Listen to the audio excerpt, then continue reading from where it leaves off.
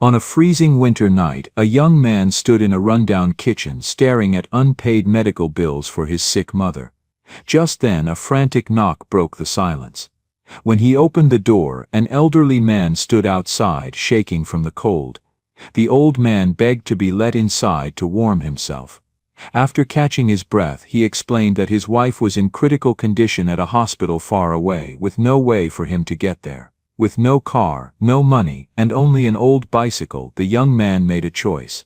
He rode the stranger through the freezing night, unaware that this moment would change his life forever. Before we continue, tell us what time it is and where you're watching from. Subscribe and hype, because tomorrow I've got something extra special for you. The old wooden floorboards creaked as Marcus Coleman stood at the stove, stirring a pot of watered-down chicken soup. At 17 he'd learned to stretch a single can into 3 meals. The kitchen light flickered, another bulb threatening to die, casting shadows across his mother's face as she sat at the table, sorting through a stack of medical bills with trembling hands. "Mama, you need to eat something," Marcus said, ladling the thin broth into a chipped bowl. Patricia Coleman looked up, her eyes rimmed with exhaustion. At 42 she looked a decade older. The double shifts at the packaging plant had taken their toll, and now the diabetes she'd been ignoring for years was demanding payment. The insulin alone cost more than their monthly rent on this drafty rental house on the outskirts of Millbrook, Georgia. "I'm not hungry, baby," she said, her voice barely above a whisper. "We need to talk." Marcus set the bowl down harder than he intended. "If this is about the hospital bills again," the pharmacy called. "They won't refill my prescription until we pay down the balance. $340, Marcus. And Mr. Henderson came by today. We're 2 months behind on rent." Marcus pulled out the chair across from her, the legs scraping against the linoleum. "Then it's decided. I'm dropping out. Tom's auto shop said they'd take me on full time. It's 40 hours a week, Mama. Real money." "Absolutely not." Patricia's voice gained strength, the same tone she'd used when he was little and tried to cross the street without holding her hand. "You've got 1 semester left, Marcus. 1 semester until graduation. You've got that acceptance letter from Georgia Tech." "A letter doesn't mean anything if we're on the street," Marcus shot back. "That scholarship only covers tuition, Mama. Not books, not living expenses. And you need medicine now, not in 6 months. Your education is not negotiable." Patricia reached across the table, gripping his hand. Her palm felt hot, too hot. "The fever again. I didn't raise you to throw away your future because things got hard. Your daddy would have wanted." "Daddy's been gone for 10 years, Marcus said, immediately regretting the words when he saw his mother flinch. He softened his voice. "I'm sorry, Mama, but we've got to be realistic. You can't work right now, someone's got to provide." Patricia opened her mouth to respond when a sound stopped them both. A frantic pounding on the front door, rapid, desperate knocks that echoed through the small house. Marcus and his mother exchanged glances. It was past 11 o'clock. This neighborhood wasn't dangerous exactly, but it was isolated, a forgotten pocket of rural Georgia where the houses sat far apart and the streetlights had stopped working years ago. Nobody knocked on doors this late, unless something was very wrong. The knocking came again, more urgent this time. "Stay here," Marcus whispered, standing slowly. He grabbed the old baseball bat they kept by the door, his father's Louisville Slugger, one of the few things they hadn't pawned. "Be careful," his mother said, rising despite her weakness. Marcus approached the door, his heart hammering. Through the thin curtain covering the window, he could see a silhouette, a man, hunched and swaying slightly. "Please," a voice called from outside, rough with age and exhaustion. "Please, I need help." Something in that voice, the raw desperation, made Marcus lower the bat slightly. He unlatched the chain and opened the door a crack. An elderly white man stood on their crooked porch, his face pale in the dim light from inside. He wore a wool overcoat that had probably been expensive once, but now hung on his thin frame like it was 3 sizes too big. His white hair was disheveled, his lips had a bluish tint, and he was shaking so hard his teeth chattered. "I'm so sorry to bother you," the old man said, his words tumbling out between gasps for air. "I've been walking for miles. My car, I ran out of gas. My phone's dead. I saw your light, and I didn't know what else to do." Marcus felt his mother's presence behind him. She'd always been the one to help stranded motorists, to give money to panhandlers his friends mocked. Even now, when they had almost nothing, she pushed past him and opened the door wider. "Lord have mercy, come inside before you freeze," Patricia said, ushering the old man in.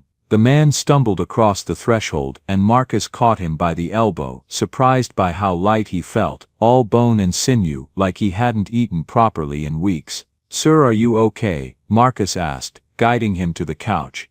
I'm not sure." The old man's eyes were unfocused.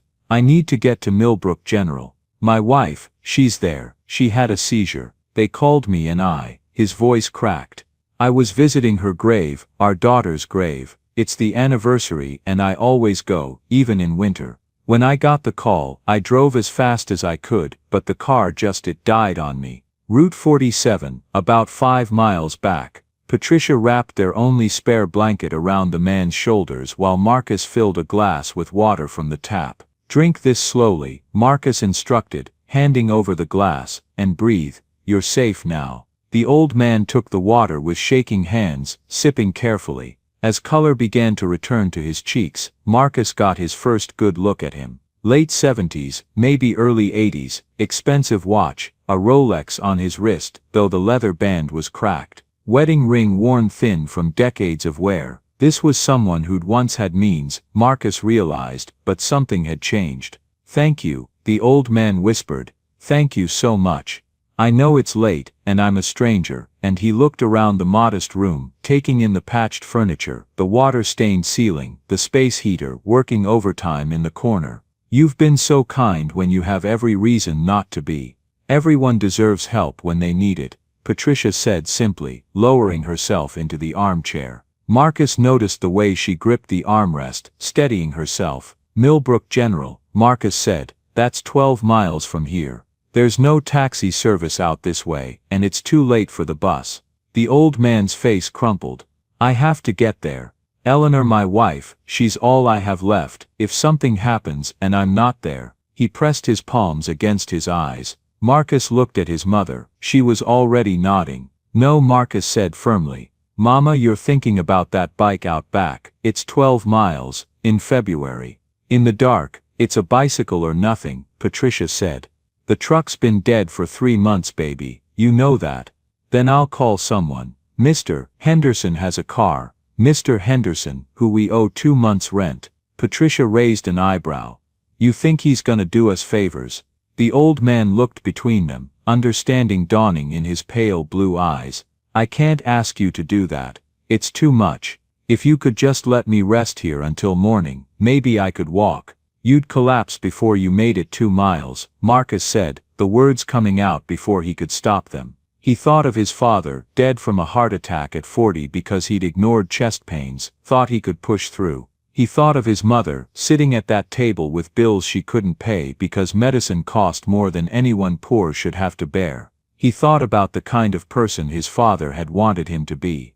"I'll take you," Marcus said quietly. "Marcus," his mother started. "I'll take you, sir," Marcus repeated, louder this time. "It'll take a while, but I can do it. That bike's got a rack on the back. It's not comfortable, but it'll work." The old man stood shakily. "Son, I can't let you do this. It's the middle of the night, you don't know me. My name's Marcus Coleman, this is my mother Patricia, now you know us." He extended his hand. The old man gripped it, his handshake still firm despite his condition. "Robert Thornton. And I'll never forget this, Marcus, never." 10 minutes later, Marcus was bundling himself in every warm layer he owned, his father's old work jacket over his hoodie, 2 pairs of socks, gloves with holes in the fingertips. His mother had found Robert a knit cap and wrapped him in the blanket like he was a child. The bicycle was a rusted relic from Marcus's middle school days, but he'd maintained it obsessively. In a neighborhood without reliable transportation, it was his lifeline to school, to the grocery store, to anywhere beyond walking distance. "You got your phone?" Patricia asked, though she knew it was charged. They couldn't afford Marcus's data plan anymore, but he could still use it for emergencies with Wi-Fi. "Yes, Mama, and you'll be careful."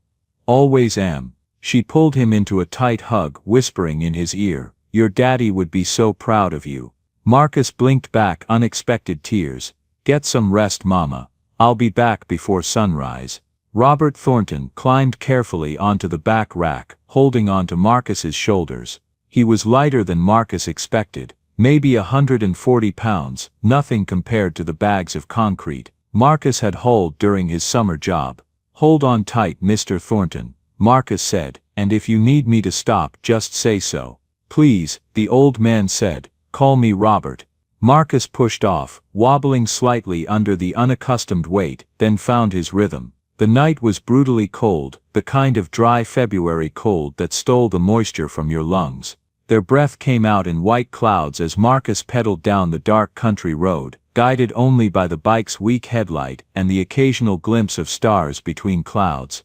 Neither of them spoke for the first mile. Marcus focused on the road, avoiding potholes and debris. Robert clung to his shoulders, silent except for his labored breathing. Then somewhere in the darkness between mile markers, Robert spoke. My daughter's name was Sarah. She died 32 years ago today. Leukemia. She was 16. Marcus didn't respond, sensing the old man needed to talk. Every year Eleanor and I visit her grave. Every single year, no matter what. We bring yellow roses. Sarah loved yellow. Robert's voice was steady, but Marcus could feel him trembling, and not from the cold. After Sarah died, Eleanor fell apart. I thought she'd never recover. It took years, but eventually we found a way to live with the grief. We dedicated ourselves to helping other people. It became our purpose. That sounds like a good way to honor her, Marcus said, pedaling harder as they reached an incline. It was. We ran a charity foundation, helped families with sick children, medical bills, transportation, housing, whatever they needed. For 25 years it was our life. Robert paused, but 3 years ago, my business partner embezzled everything, took every penny, and disappeared to the Cayman Islands. By the time the authorities finished investigating, the foundation was destroyed. Our savings were gone defending ourselves in court. We lost almost everything. Marcus felt a shock of recognition. This man understood loss, real loss. Not the kind you saw in movies, but the grinding daily losses that accumulated until you looked around and barely recognized your own life. I'm sorry, Marcus said. That's not right. No, it's not, Robert agreed, but Eleanor kept saying that everything happens for a reason. That we'd been blessed for so long, maybe this was our time to learn what it felt like to need help instead of give it. He laughed, a bitter sound. I'll be honest, Marcus, I've been angry. So angry, at God, at the universe, at everyone who had more than us. When you have money and lose it, people treat you differently. Like it's your fault. Like you're contaminated. I know that feeling, Marcus said quietly. They fell into silence again, as Marcus navigated around a fallen branch. The lights of Millbrook were beginning to appear on the horizon, just a faint glow, but it meant they were getting closer. Can I ask you something? Robert said. Sure. Back there when I knocked on your door, I heard you and your mother arguing. About school. Marcus's jaw tightened. You heard that? I did, and I need to tell you something, Marcus. Don't quit school. No matter how hard it gets, don't quit. It's not that simple. I know it's not simple. Nothing ever is. Robert's grip on Marcus's shoulders tightened slightly, but I've lived long enough to see how these choices ripple out. My father made me drop out of high school to work in his hardware store during the Depression. Took me 12 years to get my diploma at night school. 12 years of watching opportunities pass me by because I didn't have that piece of paper. I built a successful business eventually, but I always wondered what I could have done if I'd had those years back. Marcus didn't respond, but something in his chest felt tight. Whatever I can do to help you stay in school, I will. Robert said. That's a promise, Mr. Thornton. Robert, you don't owe me anything. Maybe not, but I'm going to help anyway. They reached the hospital 45 minutes after leaving the house. Marcus's legs burned, his lungs ached from the cold air, and his fingers were numb despite the gloves. But they'd made it. He helped Robert climb off the bike, steadying him when his legs nearly gave out. Thank you, Robert said, reaching into his coat pocket. He pulled out a wallet and extracted several bills. Please. Take this, for your mother's medicine. Marcus looked at the money, $300, maybe more, and felt something shift inside him. It would solve their immediate problem, the pharmacy, the rent, everything. But his father's voice echoed in his head. "We don't take payment for doing the right thing." "I can't," Marcus said, gently pushing Robert's hand away. "You need it more than we do, and I didn't do this for money. I did it because it needed doing." Robert's eyes filled with tears. "You're a remarkable young man, Marcus Coleman." "I'm just me," Marcus said, uncomfortable with the praise. "Come on, let's find your wife." The emergency room was quiet at this hour, just a tired nurse at the desk and a janitor mopping floors. Robert gave his wife's name, and the nurse directed them to the 4th floor. "You don't have to come up," Robert said in the elevator. "You've done enough. I want to make sure she's okay," Marcus said. The truth was, after 45 minutes of hearing Robert's story, he felt invested. He needed to know this man's wife was all right. Eleanor Thornton was in room 412, sleeping peacefully under thin hospital blankets. She was a tiny woman, probably barely 5 feet tall, with silver hair spread across the pillow. A heart monitor beeped steadily beside her bed. "Mouf de pour," he Sally beside her bed. Robert moved to her side immediately, taking her hand. "Eleanor, sweetheart, I'm here." Her eyes fluttered open, focusing on her husband's face. "Robert, how did you?" They said. "You were all the way out at the cemetery." "This young man brought me," Robert said, gesturing to Marcus. "His name is Marcus. He saved me tonight." Eleanor looked at Marcus, her expression clearing as she took him in, a tall skinny black teenager in worn clothes, standing awkwardly in the doorway of her hospital room. "Come here," she said, her voice weak but warm. When Marcus approached, she reached out and took his hand. Her skin felt papery, fragile. "Thank you for taking care of my husband. He doesn't always take good care of himself." "I was happy to help, ma'am," Marcus said. "You have kind eyes," Eleanor said. "Your parents raised you right." Marcus thought of his mother, alone in that cold house, sorting through bills she couldn't pay. "My mama did her best." He stayed a few more minutes, but exhaustion was setting in. The adrenaline that had carried him through the ride was fading, leaving him shaky and hollow. "I should head back," he said. "My mama will worry." "Of course," Robert said, walking him to the door. "Marcus, please give me your address. I want to send you something to thank you properly." Marcus hesitated, then recited their address. It wasn't like Robert would have trouble finding them anyway. Theirs was the only house with lights for miles. He made his way back downstairs, retrieved his bike from the rack where he'd locked it, and started the long ride home. The hospital was in a better part of town. Street lights actually worked here, and the roads were smooth. As he pedaled through the sleeping neighborhoods, Marcus found himself thinking about what Robert had said about school. He was so close. 1 semester, 4 months. The acceptance letter from Georgia Tech sat in a drawer in his room, a ticket to a different life. But tickets didn't matter if you couldn't afford the fare. Lost in thought, Marcus didn't notice the car following him at first. Dawn was breaking by the time Marcus reached the outskirts of the nice neighborhoods, pink and gold bleeding across the horizon. He'd been riding for over an hour, and his body was starting to protest. The bike wobbled slightly as he navigated a turn, his exhausted muscles struggling to maintain balance. That's when he heard it, a car engine, close behind him. Marcus glanced back and saw headlights. His first thought was relief. Maybe someone was heading in his direction and would offer him a ride. But the car didn't pass. It slowed, matching his pace. His heart began to pound for a different reason now. This part of town, on the border between Millbrook proper and the rural outskirts, had a reputation. Marcus had heard stories from his classmates about police harassment, about cars that followed black kids who didn't belong in certain neighborhoods. The car's window rolled down. "Hey," a voice called out. Young male. "Nice bike." Marcus kept his eyes forward, pedaling faster. "Don't engage. Get home.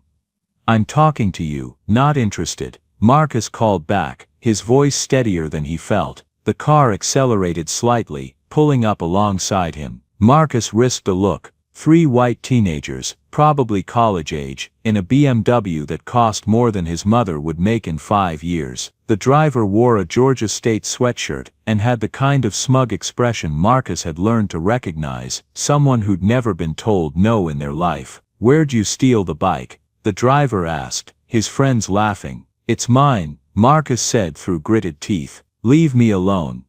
"Sure it is. You know there've been a lot of thefts around here lately. Maybe we should call the cops, let them sort it out." Marcus's hands tightened on the handlebars. He knew what this was: harassment, plain and simple. They were bored, probably drunk or high, looking for entertainment at his expense. The smart thing was to keep quiet, keep moving, don't give them ammunition. But he was exhausted, his mother was sick, he'd just spent 2 hours biking through the cold night, and he'd had enough. "I've got better things to do than deal with you," Marcus said, taking a sudden turn down a side street. Bad decision. The car followed, and the street was darker, more isolated. Marcus's pulse hammered in his ears as he pedaled harder, but the BMW accelerated, cutting in front of him. He slammed on the brakes, the bike skidding. "Whoa, careful there," the driver said, climbing out. His friends followed. "You don't want to hurt yourself." Marcus dismounted, putting the bike between himself and the 3 young men. He was tall for his age, but they were bigger, older, and there were 3 of them. "Look,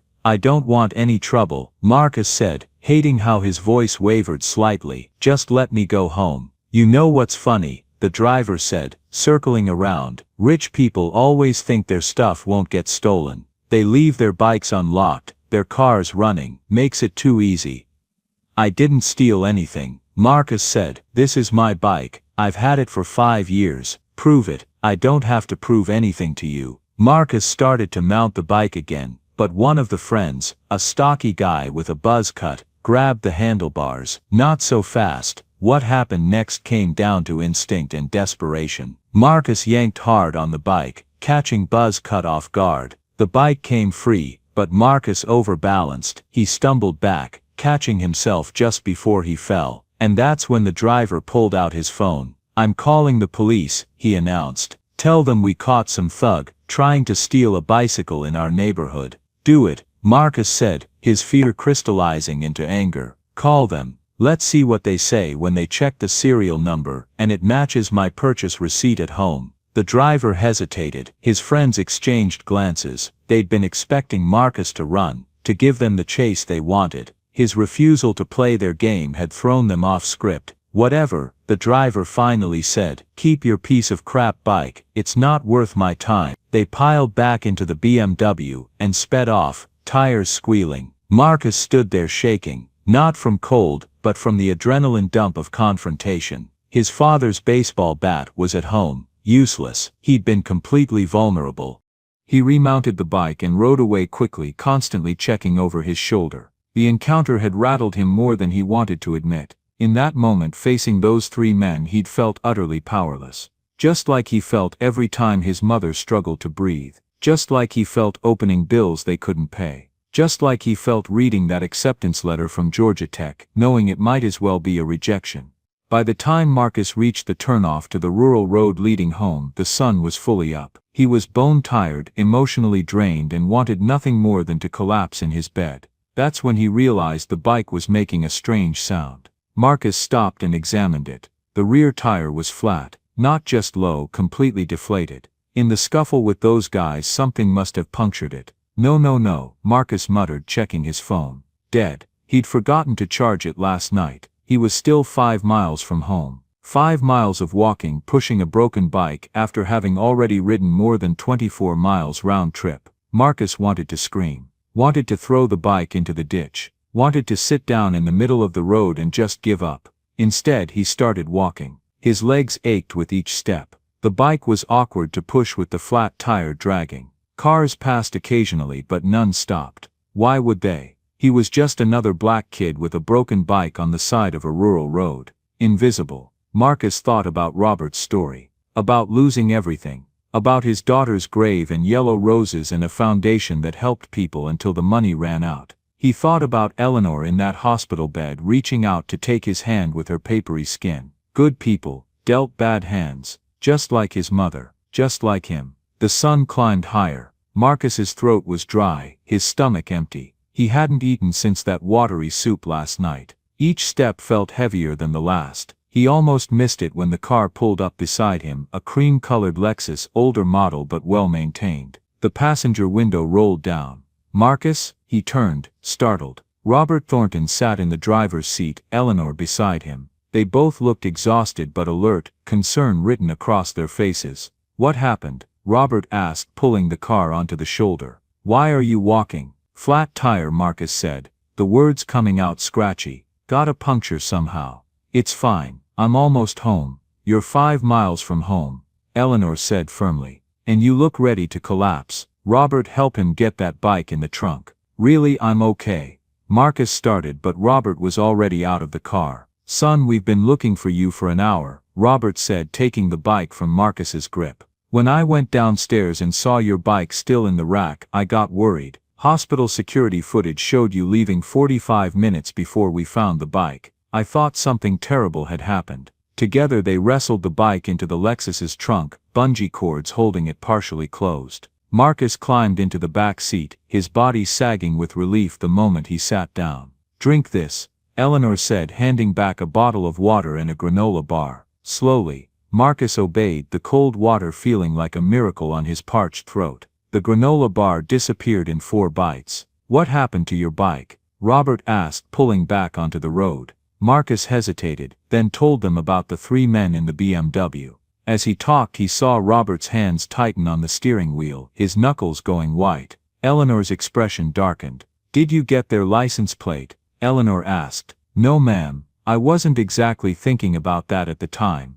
"Of course not." Eleanor turned to look at him, her eyes fierce despite her frailty. "You were trying to survive. I'm so sorry that happened to you, Marcus." The simple acknowledgement, the absence of any suggestion that he'd done something wrong or provoked it, made Marcus's throat tighten with unexpected emotion. "Thank you for coming back for me," he said quietly. "We could hardly leave you stranded after what you did for us." Robert said. "Besides, Eleanor wanted to meet your mother. She's been talking about it all morning." Marcus felt a flutter of panic. Their house in daylight looked even more run down than at night. The peeling paint, the sagging porch, the yard full of weeds. What would these people think? But when they pulled up, Robert and Eleanor didn't react to the condition of the house. They simply helped Marcus carry his bike to the side yard and followed him to the front door. Patricia opened it before they could knock. Her eyes were red, she'd been crying. "Marcus, thank God," she said, pulling him into a hug. Then she seemed to register the 2 elderly white people standing on her porch. "I'm sorry, can I help you?"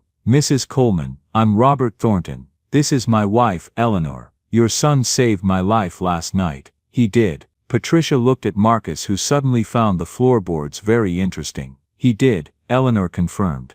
"And then someone damaged his bicycle and we found him walking home." "May we come in? We'd like to talk with you both." Patricia hesitated. The house was a mess she hadn't cleaned. There were medical bills still scattered across the kitchen table, but she stepped back and let them enter. They all settled in the small living room, Marcus and Patricia on the couch, Robert and Eleanor in the mismatched armchairs. For a long moment, no one spoke. Then Eleanor leaned forward. "Mrs. Coleman, your son told Robert about the conversation you were having when he knocked on your door last night. About school." Patricia shot Marcus a look, but he shook his head slightly. "I didn't volunteer it. That's a private family matter," Patricia said carefully. "Of course it is," Eleanor agreed. "But Robert and I would like to make you an offer. We'd like to help. We're not a charity case," Patricia said, her spine straightening despite her exhaustion. "We're not offering charity," Robert said. "We're offering gratitude. Mrs. Coleman, your son spent over 2 hours in the freezing cold riding 12 miles to get me to my wife. He refused payment. He helped me find Eleanor's room. He waited to make sure she was okay. And then, on his way home, he was harassed and his property was damaged." Robert's voice grew thick with emotion. "That boy has more integrity in his little finger than most people have in their entire body. If you think I'm going to watch him throw away his education because of medical bills and rent, you don't know me very well." "Mr. Thornton," Patricia started, Please let me finish, Robert said. Eleanor and I ran a charitable foundation for 25 years. We helped families just like yours, good people dealt bad circumstances. When we lost everything, we thought that part of our lives was over. But meeting Marcus last night reminded me why we started the foundation in the first place. Eleanor took over. We still have our house. It's paid off, one of the few things we managed to keep. We also have Robert's Social Security and my pension. We're not rich anymore, but we're comfortable. And we have something more important than money. We have time and we have purpose. What are you saying? Patricia asked, her voice wavering. We're saying we want to help Marcus finish school, Robert said. We'll cover your mother's medication and medical expenses. We'll help with rent until you're back on your feet. And when Marcus graduates, if he still wants to go to Georgia Tech, we'll make sure he can. The room fell silent. Marcus couldn't breathe. His mother sat frozen, tears streaming down her face. Why? Patricia finally whispered. Why would you do this for strangers? Because 32 years ago our daughter died and we learned that the only way to survive that kind of loss is to honor it by helping others, Eleanor said, her own eyes glistening. And because last night your son could have turned Robert away. He could have called 911 and let them handle it. Instead he gave up his sleep, his comfort, his safety to help someone he'd never met. That kind of character is rare. Mrs. Coleman, it should be nurtured, not crushed by circumstance. Marcus found his voice. I can't let you do this. You've already lost so much, which is exactly why we understand how much these things matter, Robert interrupted. Marcus, when I was 23, a man named Ernest Okafor lent me $5,000 to start my business. He was a Nigerian immigrant who worked 3 jobs to send money home to his family. He had no reason to trust me, but he did. I paid him back within 2 years and that loan changed my entire life. I never forgot Ernest, Robert continued. 40 years later, when he got sick with cancer, Eleanor and I made sure he had the best care money could buy. We flew his entire family over from Nigeria to be with him at the end. Not because we owed him, we paid back every penny with interest, but because kindness deserves to be repaid. Eleanor nodded. That's what our foundation was about. Not just giving people money but investing in them, showing them their worth, giving them dignity along with help. Patricia covered her face with her hands, her shoulders shaking with silent sobs. Marcus moved closer, wrapping an arm around her. Mama, he said softly. I'm just so tired, Patricia said through her tears. I've been trying to hold everything together for so long, and I'm just so tired. Eleanor stood and moved to the couch, sitting on Patricia's other side. She took the younger woman's hand. Then let us help you rest for a while, she said gently. Let us carry some of this weight. Over the next 3 days, Marcus kept waiting for the catch, for the moment when Robert and Eleanor would reveal what they really wanted, what they expected in return. Because in his experience, nobody gave without expecting something back. But the catch never came. On Tuesday morning, Robert showed up with a check for the pharmacy. Patricia's insulin prescription was filled that afternoon. On Wednesday, Eleanor arrived with groceries, not charity food from a food bank, but real groceries from the Kroger in town. Fresh vegetables, chicken, bread that wasn't day-old. You didn't have to do this, Patricia said, staring at the bags covering their kitchen counter. I know, Eleanor said, already putting things away with the efficiency of someone who'd raised children in this house's generation. But I wanted to. Besides, Robert's bringing Marcus's bike back this evening. He took it to a shop to get fixed. He's fixing the bike too. Patricia's voice cracked slightly. Of course that bike is Marcus's transportation. Can't have him walking everywhere. Eleanor paused, a can of soup in her hand. Patricia, may I ask you something? Sure. When did you last see a doctor? For yourself, I mean, not the emergency room. Patricia looked away. 3 years ago. Can't afford the copays. I thought so. You need a full workup, blood tests, kidney function, eye exam. Diabetes doesn't just affect your blood sugar, it affects everything. I already called Dr. Reynolds at Millbrook Family Practice. She's expecting you Friday at 10.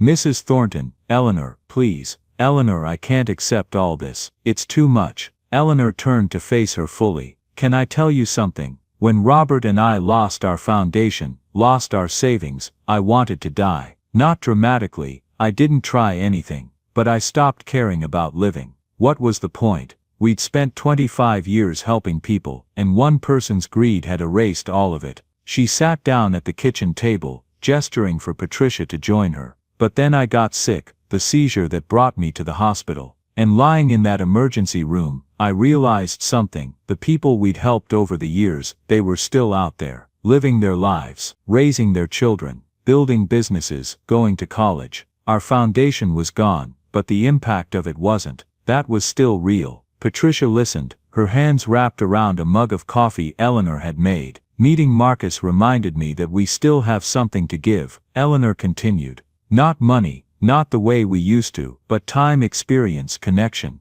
The things that money can't buy anyway. So please, don't think of this as charity. Think of it as legacy building. You're helping us as much as we're helping you. That evening, Robert returned with Marcus's bike. It looked better than it had in years. New tires, fresh grease on the chain, even the rust had been cleaned off. Mr. Thornton, this must have cost, Marcus started. Bobby at the bike shop owed me a favor, Robert said, waving off the concern. He's been using my old workshop space for free since I had to sell my building. This is nothing, still Marcus insisted. Thank you, you're welcome. Now I have something to discuss with you. Can we talk? They sat on the porch, the evening air crisp but not as brutal as it had been a few nights ago. Robert pulled out a folder. I've been doing some research on Georgia Tech, he said. Specifically, their work-study programs and additional scholarship opportunities. There's something called the President's Scholarship Program that covers full tuition, room, board and books. Applications are due March 1st. Marcus felt his stomach sink. I can't apply for that.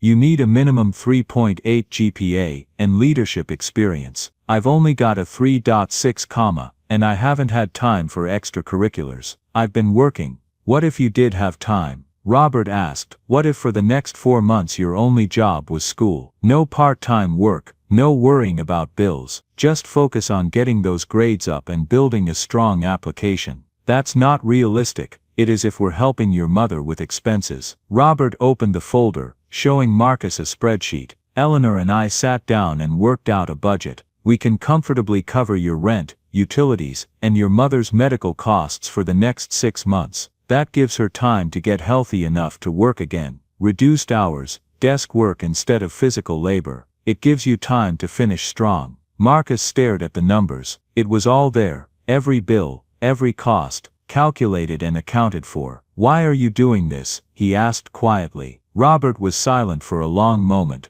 Do you know what I regret most about my life, Marcus? Not the money we lost, not the betrayal. I regret the years I spent being angry at the world for not being fair. After Sarah died, after the foundation collapsed, I became bitter. I stopped seeing the good in people. I started thinking everyone was out for themselves. He looked at Marcus directly. Then you opened that door. You could have turned me away. Most people would have. It was late. You didn't know me. You had your own problems. But you helped anyway. You reminded me that goodness still exists. That's worth more than any amount of money. I just did what anyone would do, Marcus said. No, Robert said firmly. You did what you would do. That's the difference. And I'll be damned if I let financial stress prevent you from becoming whoever you're meant to become. Thursday afternoon, Marcus was working on his calculus homework when Eleanor knocked on the door. Patricia had started her shift at the plant, reduced hours, light duty, but working again, now that she had her medication, so Marcus was alone. I hope I'm not interrupting,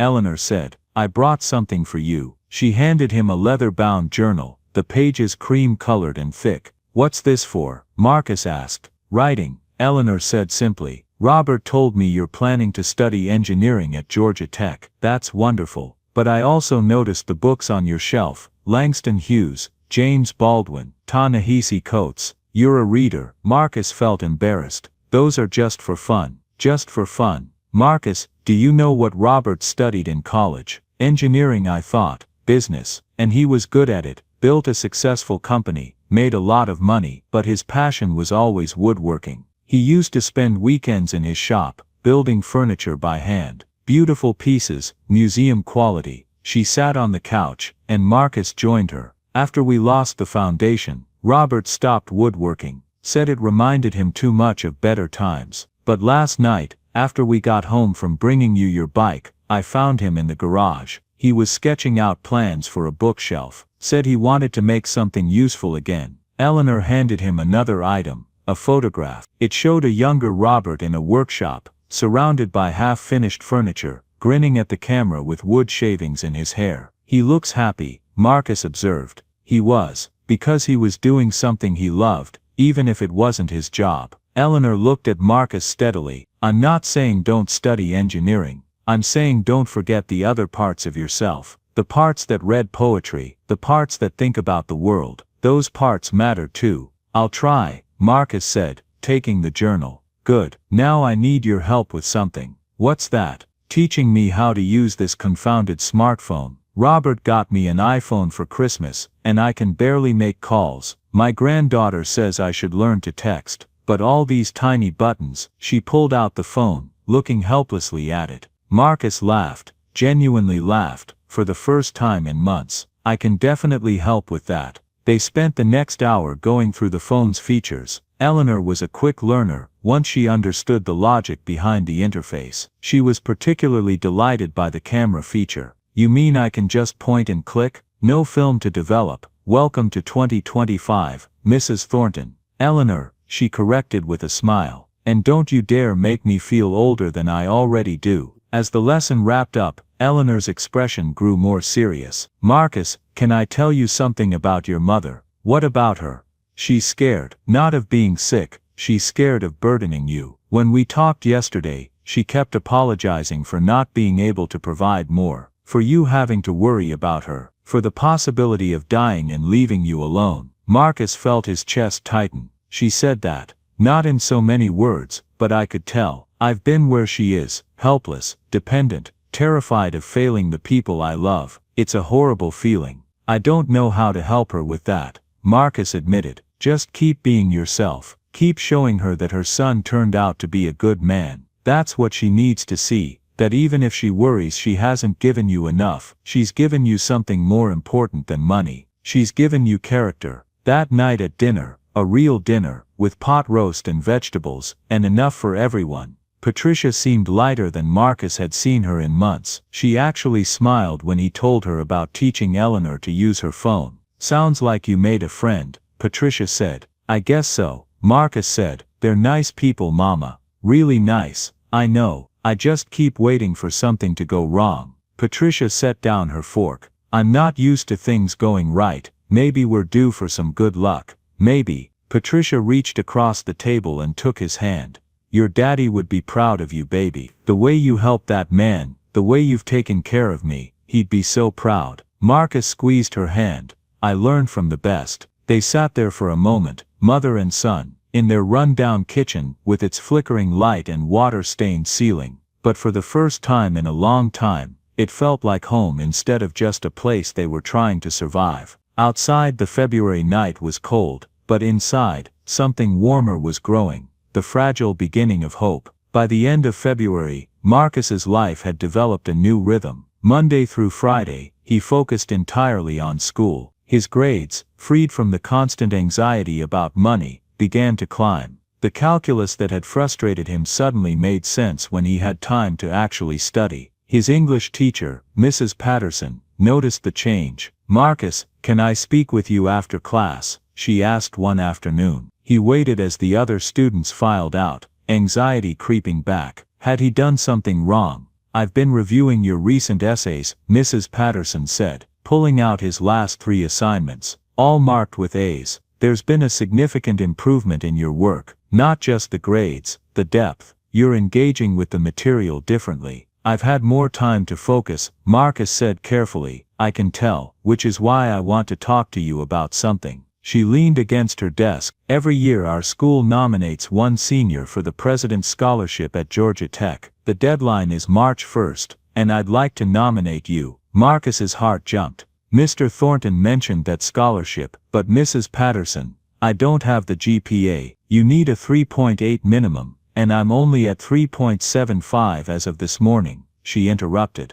I checked with guidance. If you maintain your current trajectory, you'll hit 3.8 by mid-March. The application says minimum 3.8 at time of enrollment, not application. But the leadership experience, you've been working 20 hours a week since you were 15. You've been the primary caretaker for your mother. You organized that canned food drive sophomore year. That's leadership, Marcus. It doesn't have to come from being student council president. Mrs. Patterson pulled out a packet of papers. The application requires 3 essays, 2 letters of recommendation, and a personal statement explaining why you deserve the scholarship. I've already agreed to write 1 recommendation. Do you have someone else in mind for the second? Marcus thought immediately of Robert. I think so, yes. Good. Then let's talk about these essays. Over the next week, Marcus discovered that writing scholarship essays was its own unique torture. The first prompt seemed simple enough. Describe a challenge you've overcome, and what it taught you. He stared at the blank page of the journal Eleanor had given him. Where did he even start? His father's death, his mother's illness, their poverty. Each challenge felt too big, too raw to fit into 500 words. Finally, he began to write. The hardest thing I've learned is that you can do everything right and still lose. He wrote about his father, a man who worked hard, loved his family, never missed a day even when he was tired, who died anyway at 42, leaving them with medical debt and no life insurance. People act like poverty is a moral failure, like if you're struggling you must have made bad choices, but my father's only bad choice was being born without money and dying without it. That taught me that the world isn't fair and kindness doesn't guarantee reward, but it also taught me that kindness still matters. Because on the night I helped a stranger find his wife, I wasn't thinking about rewards. I was thinking about the kind of man my father was and the kind of man he'd want me to be. Sometimes the lesson isn't that goodness pays off. Sometimes the lesson is that goodness is worth doing even when it doesn't. He showed the draft to Eleanor during one of her visits. She read it silently, then looked up with tears in her eyes. This is beautiful, Marcus, and honest, but I think you need to go deeper on one point. Which one? You write about your father's death like it was just bad luck, but there's more to it than that, isn't there? The reason he didn't go to the doctor sooner, the reason he didn't have insurance, those weren't accidents, they were systemic failures. Marcus frowned. I don't want it to sound like I'm making excuses. You're not making excuses, you're providing context. Eleanor leaned forward. One of the most dangerous things our society does is pretend that poverty is individual rather than structural. Yes, individual choices matter, but those choices happen within systems that make some choices impossible for some people. Your father didn't have the luxury of taking a sick day. That's not a personal failing, that's a failure of our healthcare system, our labor laws, our entire approach to worker protection. But won't the scholarship committee think I'm just complaining? The right committee will understand that you're demonstrating critical thinking, that you can analyze systems, not just experiences.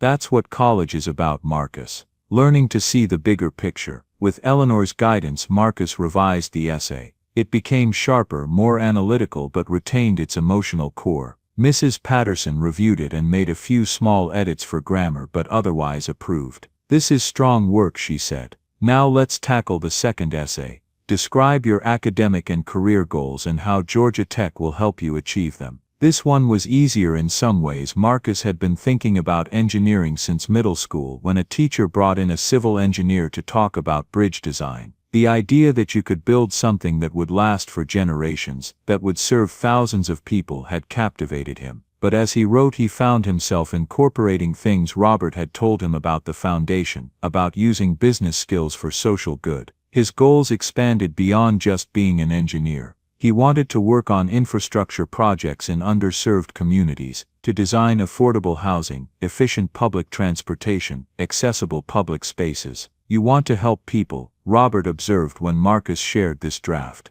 That's good, but make sure you're specific. Don't just say I want to help people. Explain exactly what you want to build and why. The revision included details about Atlanta's public housing challenges, about how many families like his lacked access to reliable transportation, about the correlation between infrastructure quality and economic opportunity. It was more ambitious than the first draft, but also more grounded. The third essay was the hardest. Describe a time when you demonstrated leadership in your community. Marcus stared at the prompt for 2 days. He didn't feel like a leader. Leaders were student body presidents, team captains, club founders. He was just a kid who tried to survive. Finally he went to his mother. "Mama, do you think I'm a leader?" Patricia looked up from the book she was reading, a library copy of The Warmth of Other Suns that Eleanor had recommended. Her health had improved dramatically with consistent medication, and she'd started reading again, something she hadn't had energy for in years. "Why are you asking?" she said. "One of the scholarship essays, they want me to write about leadership, but I don't know what to say." Patricia set the book down. "You remember when Mrs. Chen's house flooded 2 years ago, and you organized all the teenagers in the neighborhood to help her clean up?" Marcus had forgotten about that. Mrs. Chen was an elderly widow 3 streets over. After a pipe burst, her basement had filled with water, destroying boxes of photographs and belongings. Marcus had simply knocked on doors, gathered whoever was available, and they'd spent a weekend hauling waterlogged items out and helping her sort through what could be saved. "That was just being neighborly," Marcus said. "Leadership isn't always about having a title, baby. Sometimes it's about seeing what needs doing and making sure it gets done." Patricia smiled. "You've been doing that your whole life. When your daddy died, you stepped up. When I got sick, you figured out how to keep us afloat. When Mr. Thornton needed help, you helped him. That's leadership, taking responsibility when no one's making you." Marcus returned to the essay with new perspective. He wrote about Mrs. Chen, about organizing the neighborhood cleanup, but he also wrote about the less visible leadership, managing their household budget as a teenager, coordinating his mother's medical appointments, teaching younger kids in the neighborhood how to fix their bikes. "Leadership doesn't always look like standing on a stage," he wrote. "Sometimes it looks like showing up, doing the work and bringing others along with you. It's about recognizing that your actions affect others, and choosing actions that help rather than harm." By February 28, all 3 essays were complete. Mrs. Patterson submitted her recommendation letter. Marcus wasn't allowed to read it, but she assured him it was strong. Robert submitted his as well, though he did share one paragraph with Marcus. "In 30 years of business and philanthropy, I've met countless young people. Marcus Coleman stands out not because of what he's accomplished, though his accomplishments in the face of significant obstacles are remarkable, but because of who he is. He possesses that rare combination of intellectual capability, moral courage, and genuine humility that cannot be taught. If I were building a team to solve the world's most challenging problems, Marcus would be my first call." Marcus read it 3 times, each time feeling more unworthy of such praise. "You don't see yourself clearly," Robert said when Marcus expressed this. "That's not unusual, but trust me, I wouldn't have written it if I didn't believe it." The application was submitted at 11:47 p.m. on March 1, 13 minutes before the deadline. Marcus hit submit and immediately felt a wave of anxiety. What if it wasn't good enough? What if he'd made a mistake? "What's done is done," Patricia said, appearing in his doorway. "Come eat something. You've been staring at that computer for hours." In the kitchen they found that Eleanor and Robert had let themselves in. Patricia had given them a spare key, and were making grilled cheese sandwiches. "We figured you'd need brain food after all that work," Eleanor said, flipping sandwiches in the pan with practiced ease. "Did you submit it?" "Just now," Marcus confirmed. "Then we celebrate," Robert announced, pulling out a bottle of sparkling cider. To Marcus for taking the first step toward his future. They toasted with mismatched glasses, and Marcus felt something shift in his chest. This moment, sitting in their shabby kitchen with his mother and these 2 people who'd become something like family, was worth more than any scholarship. But he still really hoped he got the scholarship. March arrived with the kind of weather that couldn't decide what season it wanted to be. 60 degrees one day, 30 the next. Marcus settled into a new normal that still felt surreal. His mother was working part-time at the plant's administrative office, a desk job that Robert had helped her secure through a connection. The pay was better than packing line work, and it didn't destroy her body. Eleanor had become a regular fixture at their house, often arriving in the afternoon with some excuse. She needed help with her phone again, or she'd made too much soup and didn't want it to go to waste, or she just wanted company. Marcus suspected the real reason was that she was lonely. Robert kept busy with various projects, but Eleanor's health limited her activities. Marcus and Patricia had become her social outlet. "Tell me about your friends at school," Eleanor said one Thursday afternoon. They were sitting on the porch watching storm clouds gather in the distance. Marcus shrugged. "Don't really have many. I was always working or taking care of Mama. Didn't have time for hanging out. That's going to change at Tech. Eleanor said, college is about more than classes, it's about building a community, finding your people. If I get in, when you get in, she corrected firmly. I have a good feeling about this. Marcus wasn't so sure. The waiting was agony. Decisions wouldn't come until late April, which felt like a lifetime away. The first crack in their new stability appeared on March 15th. Marcus came home from school to find his mother sitting at the kitchen table, staring at a letter. Her face was pale, her hands shaking. "Mama, what's wrong?" She slid the letter across to him. It was from the Georgia Department of Revenue. "This is to inform you that your 2023 tax return has been flagged for audit. You are required to provide documentation of all income sources and deductions claimed." Marcus felt his stomach drop. An audit, but we don't have any money. What are they auditing? The Earned Income Tax Credit, Patricia said, her voice hollow. Last year I claimed it based on my income. It was $1,800. We used it to pay bills. That's what it's for, isn't it? Helping working families. Yes, but Patricia pressed her hands against her eyes. Marcus, when you were working last year you didn't file your own taxes. I claimed you as a dependent. If they decide your income should have been reported separately, or if they think we claimed too much, they could demand that money back.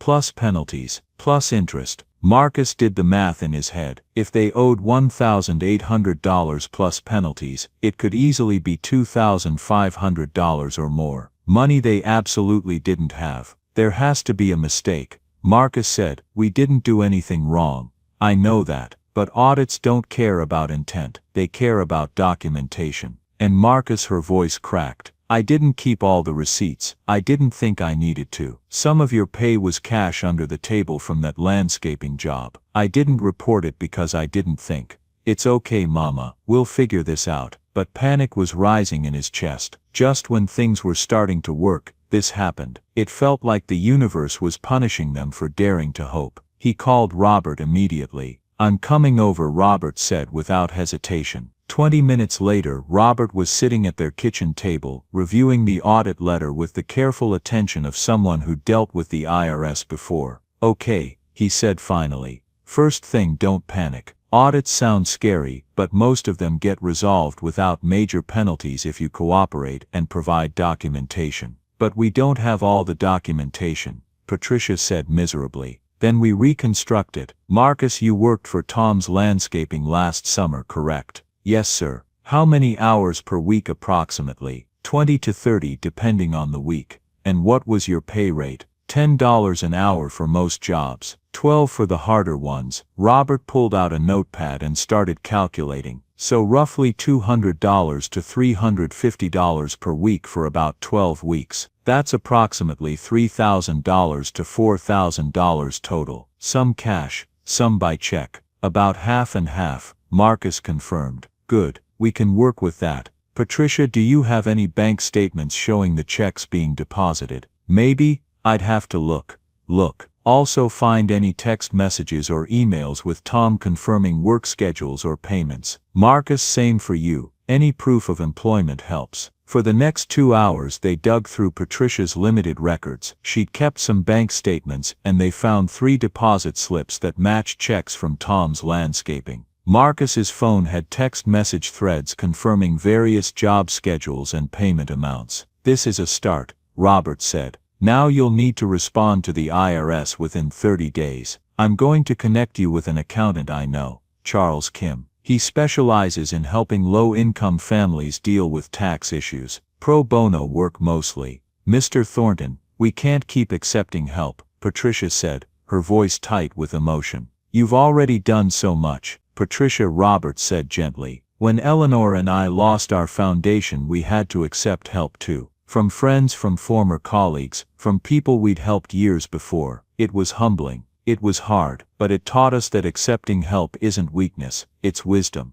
You can't do everything alone, and you shouldn't have to try." Patricia covered her face with her hands, shoulders shaking. Marcus moved to her side, wrapping an arm around her. "We're just so tired of being one crisis away from disaster," she whispered. "I know," Robert said, "but you're not in this alone anymore. That's what I'm trying to tell you. You have people now. Let us help." The meeting with Charles Kim happened 3 days later. He was a Korean-American man in his 50s, efficient and thorough, who reviewed their documentation and the audit letter with professional calm. "This is pretty standard," he said. "The IRS has been cracking down on EITC claims, and your situation, single mother dependent child with some income, fits their audit profile. Not because you did anything wrong, but because it's a common area for errors." "So what happens now?" Marcus asked. "We respond to the audit with all the documentation we've gathered. We show that Patricia's EITC claim was legitimate based on her income and Marcus's status as a dependent. The cash income from Marcus's landscaping work is a complication, but since it was under $6,000 for the year, it doesn't disqualify Patricia's claim."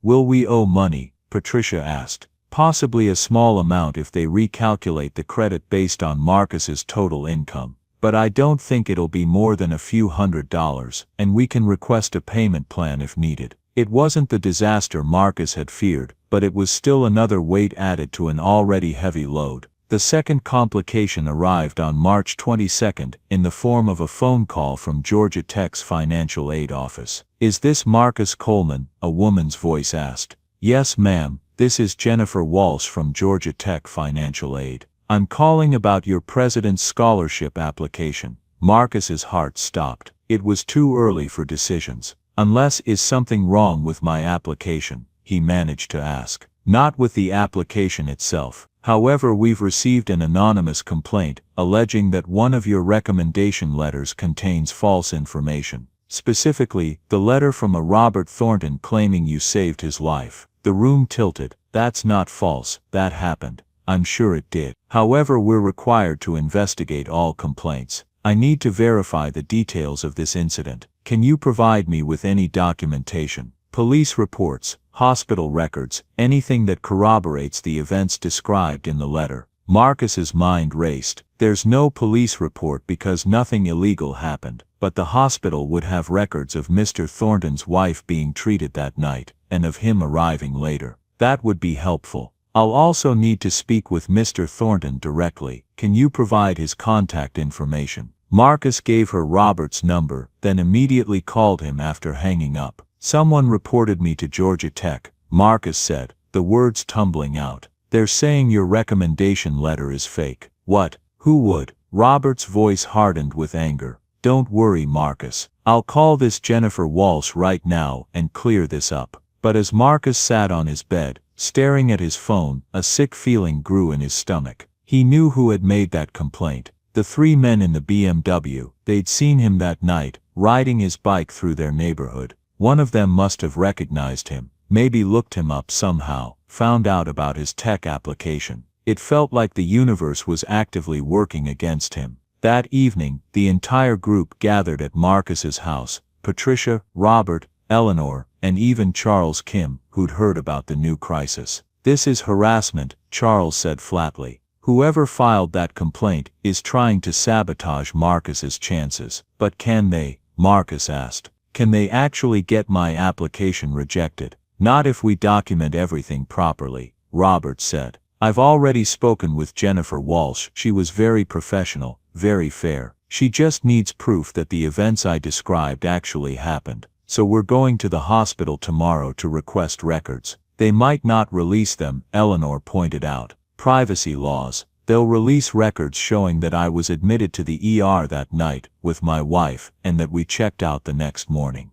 That's not private medical information. That's public record anyone can verify." "What about the bike ride?" Marcus asked. "How do we prove that?" "We don't need to prove every detail," Charles said. "We just need to establish that the general outline of Robert's letter is accurate, that you did help him, that the incident was real, that his gratitude is genuine." Robert pulled out his phone and opened his photo gallery. "I have this," he said, showing them a picture. It was from the hospital that night, a blurry selfie of Robert and Eleanor in her hospital bed, with Marcus visible in the background, looking exhausted. "When did you take this?" Marcus asked, surprised. "When you weren't looking." Eleanor wanted to remember the young man who'd helped us. "I didn't think we'd need it for evidence, but I'm glad I have it." The photo was time-stamped 4:27 a.m., February 23. It showed exactly what Robert had described, Marcus at the hospital in the middle of the night, clearly having just arrived.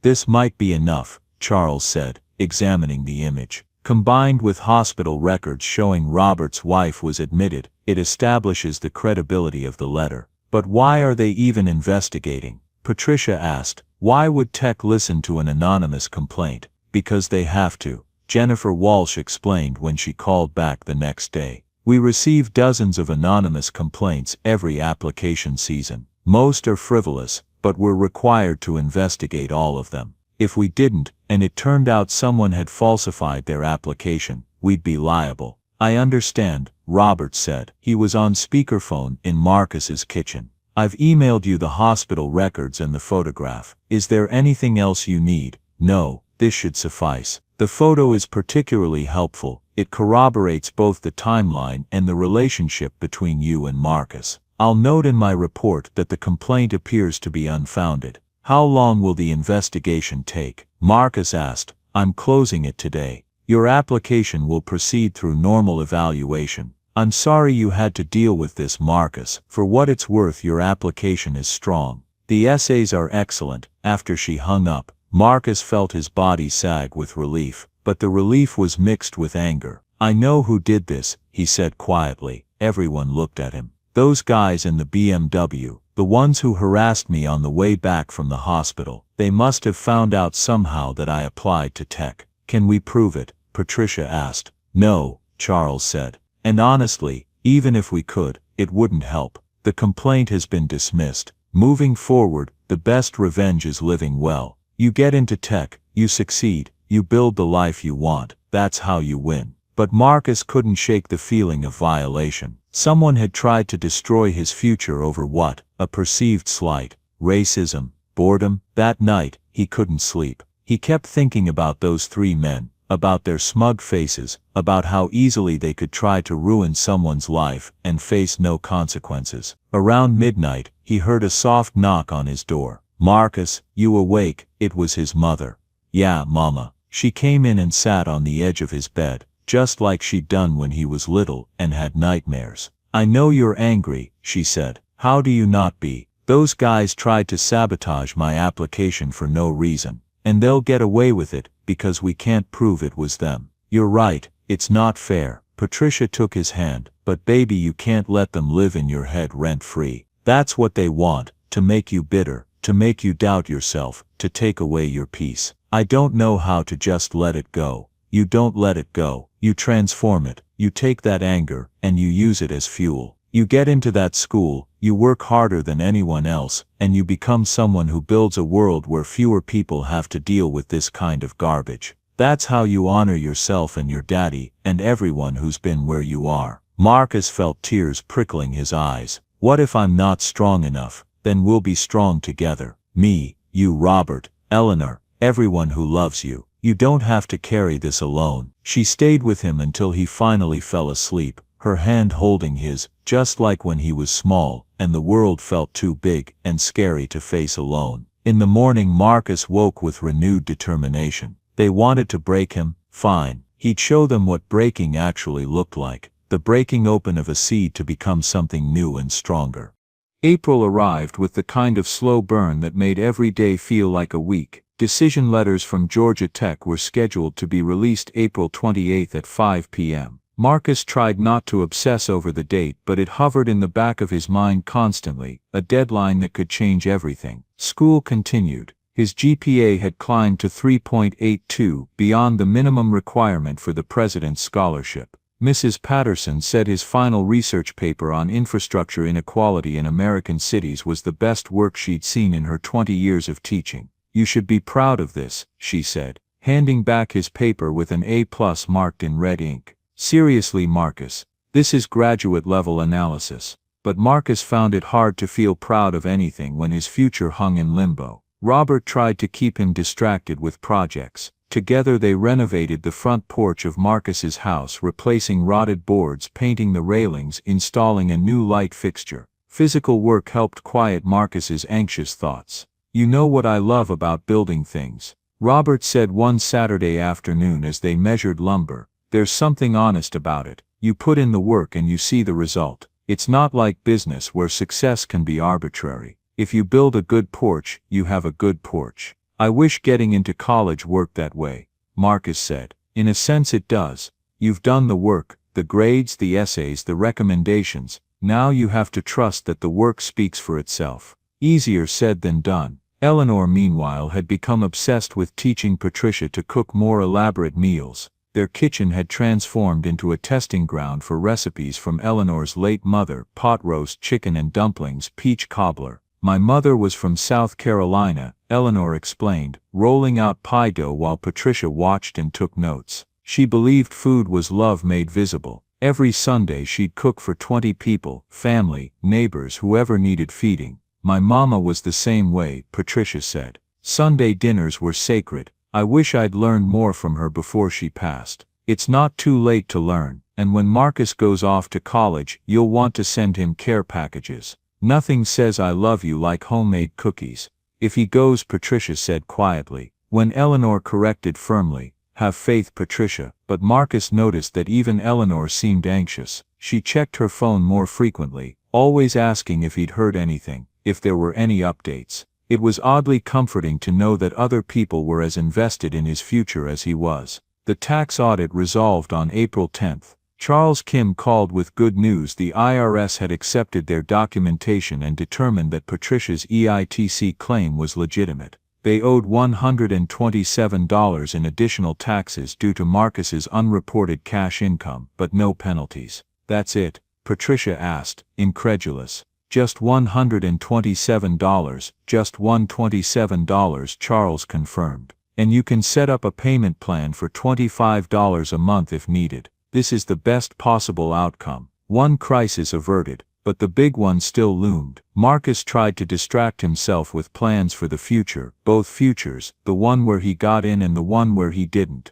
If he didn't get the scholarship, he could still attend the local community college for 2 years, then transfer. It wouldn't be the same, but it was a path forward. But every time he tried to convince himself that community college would be fine, his heart rebelled. He wanted Georgia Tech. He wanted to study engineering at one of the best programs in the country. He wanted the opportunity to become the person he believed he could be. On April 15th, something unexpected happened. Marcus was in the school library working on a physics problem when his phone buzzed with an email from an address he didn't recognize. Email protected. Dear Marcus, you don't know me, but I know about you. My name is James Wilson, and I was one of the original donors to the Thornton Family Foundation. Robert and Eleanor helped my daughter 15 years ago when she was diagnosed with leukemia. Their foundation paid for her treatment, housed our family near the hospital, and supported us through the worst year of our lives. My daughter survived. She's now 23, graduated from medical school last year, and starting her residency in pediatric oncology. She exists because of Robert and Eleanor. When I heard what happened to them, the embezzlement, the loss of the foundation, I was devastated.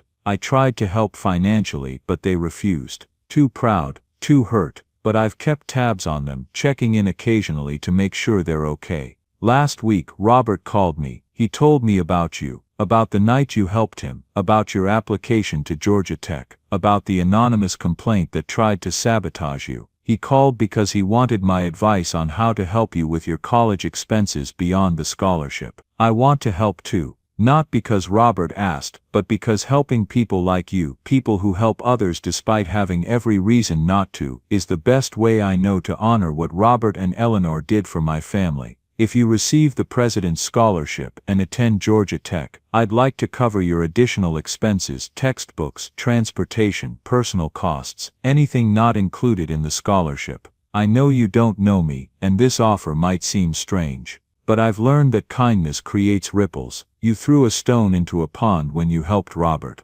I'm just one of the ripples coming back. Please think about it. Robert has my contact information if you want to discuss this further. With admiration, James Wilson. Marcus read the email 3 times, each time feeling more overwhelmed. How many people were invested in his future now? His mother Robert, Eleanor, Mrs. Patterson, Charles Kim, and now this James Wilson, who he'd never met. It was humbling and terrifying. What if he let all of them down? That evening at dinner, Marcus showed the email to his mother. She read it silently, then looked up with tears in her eyes. Do you see what you've done, baby? I just helped someone. That's all. No, you helped someone, and they told someone else, and now it's spreading. That's how change happens, Marcus. Not through big dramatic gestures, but through small acts of kindness that ripple outward. But what if I don't get in? What if all these people are counting on me and I fail? Patricia set down the phone and took both his hands. Then you'll try again, and again, until you succeed.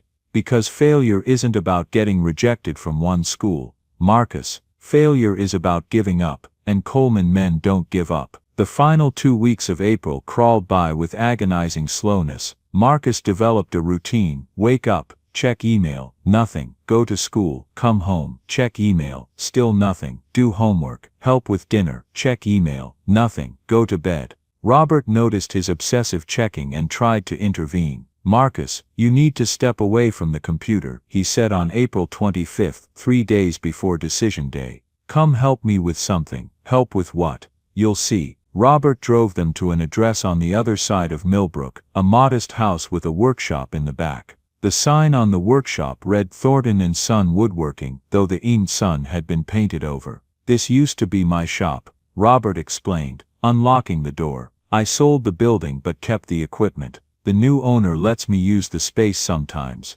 Inside the workshop was exactly what Marcus had imagined from Eleanor's descriptions: rows of tools organized with meticulous care, half-finished projects on every workbench, the smell of sawdust and varnish. What are we making? Marcus asked. Robert pulled out a set of blueprints. A bookshelf. For your dorm room at Tech.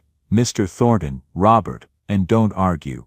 You're getting in, Marcus. I know you are, and when you do, you'll need somewhere to put all those engineering textbooks. They spent the afternoon cutting and sanding wood. Robert taught him how to use the table saw safely, how to check measurements twice before cutting, how to feel the grain of the wood to know which direction to plane. Woodworking is like life, Robert said, running his hand along a board. You have to work with the grain, not against it. If you try to force wood to do something it doesn't want to do, it splits. But if you understand its nature, you can create something beautiful. Is that your way of telling me to relax? It's my way of telling you that you've done everything you can. The rest is out of your hands. So you might as well make something useful while you wait. Marcus found himself relaxing into the rhythm of the work. Measure, mark, cut, sand. Each step required focus, leaving no room for anxiety about the future. By the time they finished for the day, they had the frame of the bookshelf assembled.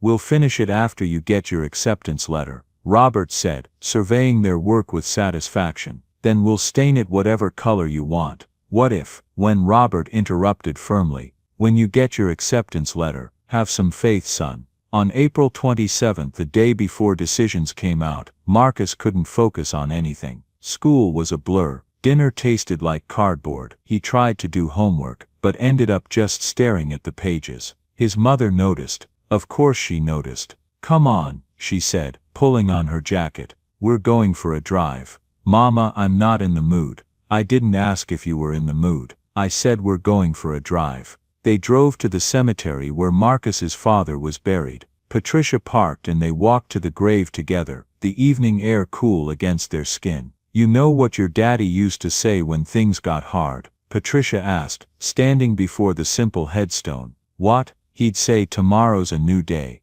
Like it was that simple. Like no matter how bad today was, tomorrow was a fresh start. That's not very profound, Mama. No, it's not, but it's true. Tomorrow you'll know whether you got into Tech or not. And either way, the sun will still rise. Either way, you'll still have people who love you. Either way, you'll still have a future worth fighting for. Marcus felt something break loose in his chest. I'm scared, Mama. I know, baby, I'm scared too, but we're scared together. They stood there for a long time, mother and son, in the fading light. And Marcus felt his father's presence, not literally, but in the values he'd instilled, the example he'd set, the love that didn't end with death.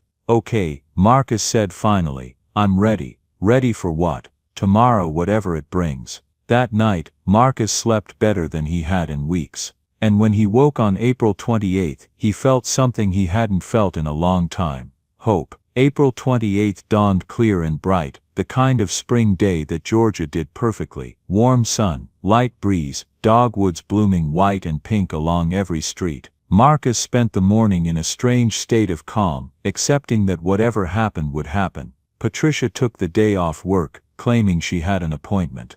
Eleanor and Robert showed up around noon with lunch, sandwiches from the good deli in town, not the cheap submarine place Marcus usually went to. "We thought you might need company," Eleanor said, setting out food on their kitchen table. "The decision comes out at 5, Marcus said. "That's 5 hours away." "Then we'll keep you busy for 5 hours, Robert replied. Eleanor brought her iPad. "She wants you to teach her how to use the Netflix." "It's not the Netflix," Marcus said, already smiling despite his nerves. "It's just Netflix." They spent the afternoon in comfortable companionship. Marcus taught Eleanor how to navigate streaming services, while Patricia and Robert worked on a crossword puzzle. Around 3 o'clock, Mrs. Patterson showed up with Charles Kim, both claiming they just happened to be in the neighborhood. "This is ridiculous," Marcus said, looking around his living room at all these people who'd somehow become family. "Y'all don't need to babysit me." "We're not babysitting," Mrs. Patterson said. "We're bearing witness. Whatever happens at 5 o'clock, you shouldn't be alone." At 4:30, Marcus's phone started buzzing with texts from classmates. Other seniors who'd applied to various colleges were starting to freak out as decision times approached. Marcus muted his phone. "Want to check early?" Robert asked at 4:45. Sometimes they release decisions a few minutes before the official time. "No," Marcus said firmly. "I'll wait until 5. The last 15 minutes were torture. Everyone tried to act normal, to keep conversations going, but the tension was palpable. Patricia kept checking her watch. Eleanor folded and refolded a napkin. Robert pretended to read a magazine, but Marcus noticed he hadn't turned a page in 10 minutes. At 4:59, Marcus pulled out his laptop and opened it to the Georgia Tech admissions portal. His finger hovered over the refresh button. "Wait," his mother said. "Before you check, I want to say something." Everyone turned to look at her. "No matter what that letter says, we're proud of you. You've worked so hard, overcome so much, and become such an incredible young man. Your daddy would burst with pride if he could see you now. So whatever happens next, we celebrate you." "Understood," Marcus nodded, not trusting his voice. At exactly 5 p.m., he refreshed the page. A new message appeared. "Your admissions decision is now available." Marcus's hand shook as he clicked the link. The page loaded with agonizing slowness. And then words appeared. "Dear Marcus Coleman, congratulations. It is our pleasure to inform you that you have been selected as a recipient of the President's Scholarship and have been admitted to Georgia Institute of Technology for the fall 2025 semester." Marcus stopped reading. The words blurred as tears filled his eyes. "I got in," he whispered. "I got the scholarship.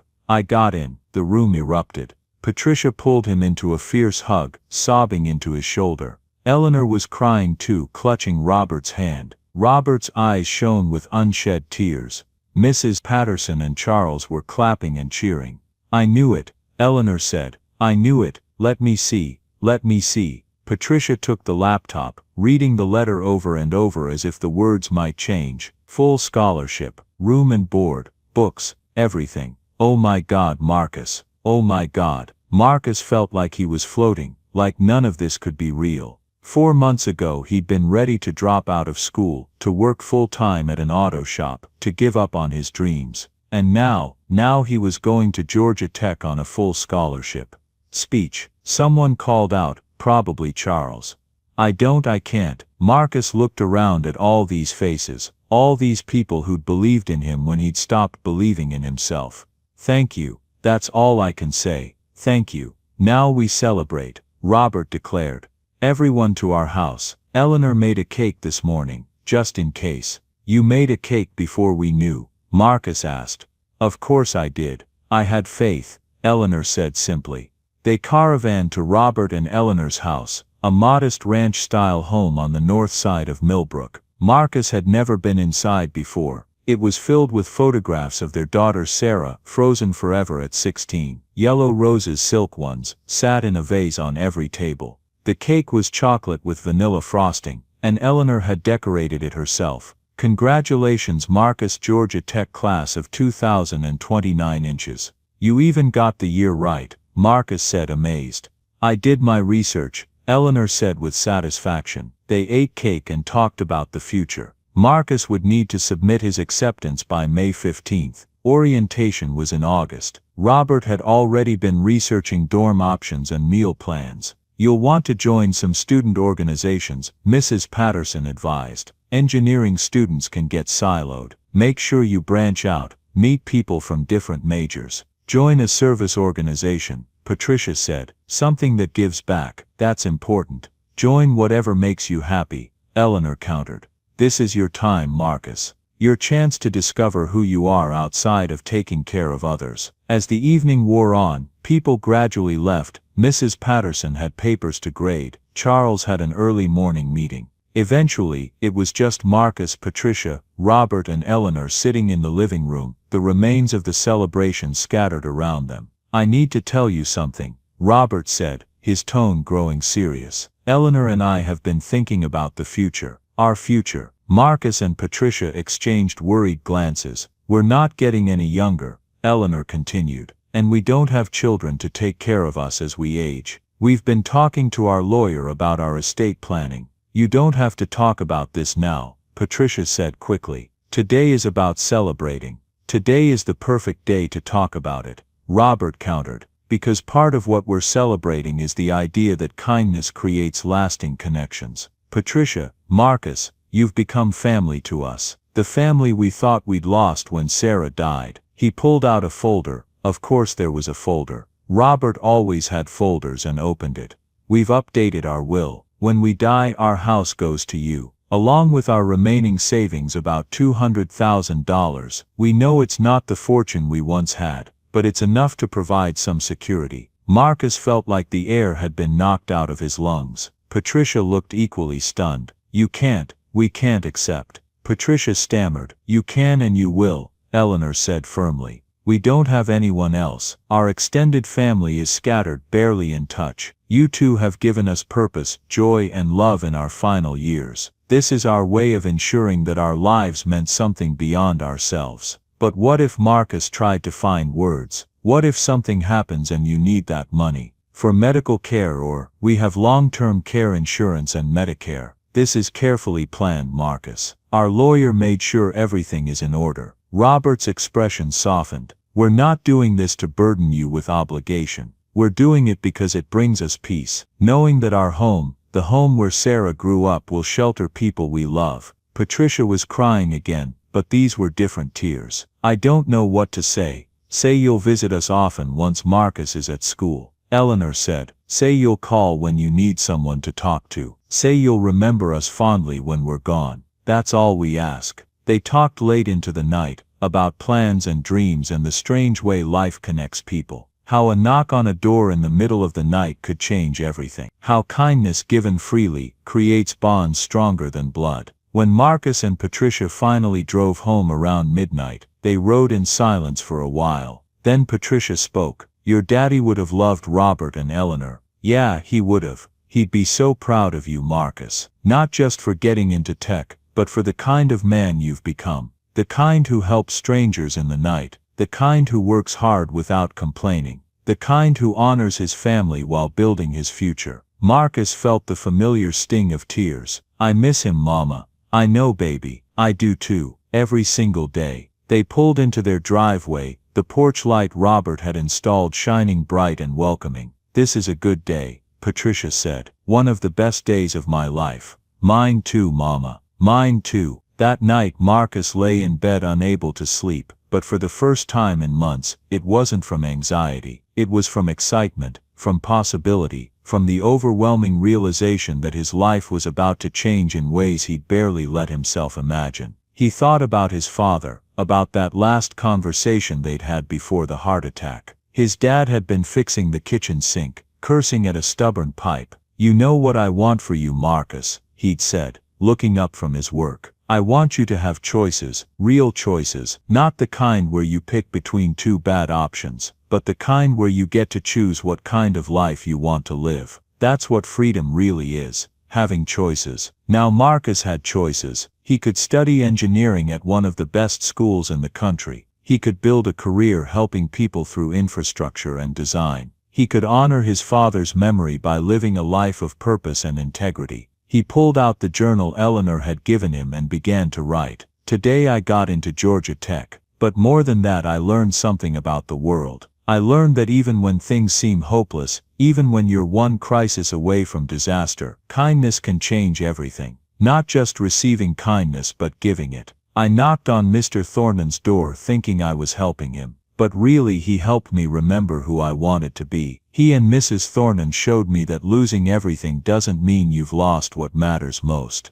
That dignity and purpose can survive any loss. That family isn't just about blood, it's about who shows up for you when things get hard. I don't know what the future holds. I don't know if I'll succeed at tech, or if I'll become the engineer I want to be, or if I'll make my parents proud, but I know I'll try. And I know I won't be trying alone. Marcus closed the journal and turned off his light. Outside, the Georgia night was alive with crickets and distant traffic. Somewhere out there, other kids were getting acceptance letters or rejection letters, starting their own journeys into uncertain futures. But Marcus wasn't thinking about them. He was thinking about tomorrow, about going to school and telling his classmates he'd gotten in, about helping Robert finish building that bookshelf, about teaching Eleanor more about her iPad, about all the small ordinary moments that make up a life worth living. And for the first time in longer than he could remember, Marcus fell asleep smiling.